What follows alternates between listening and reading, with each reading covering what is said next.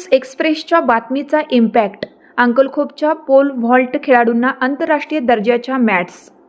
अंकलखोप तालुका पलूस येथील pole vault बांबू उडी खेळाडूंना सरावासाठी आवश्यक असलेल्या मॅट्सचा अभाव असल्याने ते जुन्या स्पंजवर जीव धोक्यात घालून सराव करत असल्याची बातमी काही दिवसापूर्वी पलूस न्यूज एक्सप्रेसने प्रसारित केली होती.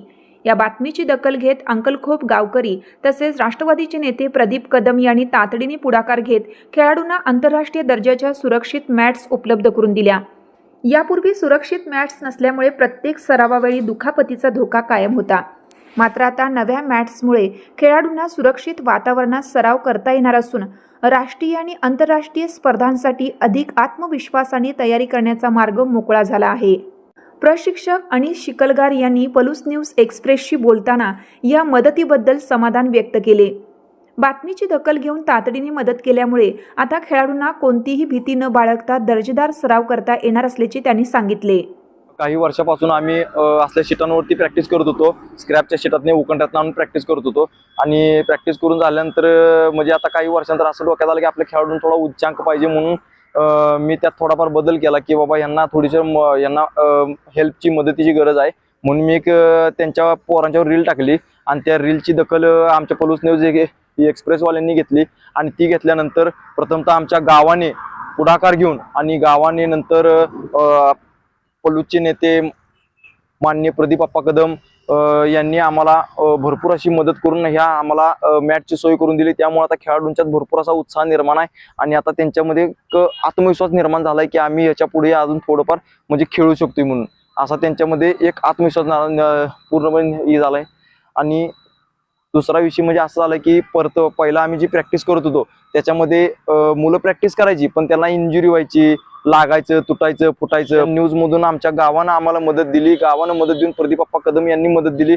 आज आम्ही त्यांचं खूप मोठा आभारी आहे मी की त्यांनी या छोट्याशा खेड्या गावातनी एक इंटरनॅशनल लेवलचं मॅट आम्हाला उपलब्ध करून दिले. खेळाडूंनीही आनंद व्यक्त करत पूर्वी जुन्या स्पंजवर सराव करताना दुखापतीची भीती वाटायची, आता आंतरराष्ट्रीय दर्जाच्या मॅट्स मिळाल्याने अधिक जोमाने सराव करून मोठ्या स्पर्धांमध्ये चांगली कामगिरी करण्याचा आत्मविश्वास मिळाला आहे असं सांगितलं.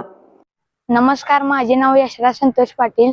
मी अनिश सरांच्या इथे पोल व्हॉल्ट शिकत आहे. आधी आमची म्हणजे उकंड्यातली गादी होती ती आता परत नवीन गादी कशी आली आम्ही मदत मागितली आप्पा प्रदीप कदम यांच्याकडनं. ती म्हणले करतो आम्ही मदत. मग त्यामुळे आमची एक नवीन चांगली गादी आली. आधीच्या गादी काय व्हायचं म्हणजे पाठीव पडले की छातीला हादरा बसायचा. मग आता ह्या गादीवर काय ना चांगलं वाटतंय, काय पडल्यावर काय वाटत नाही, उलट त्यावरच बसू वाटते.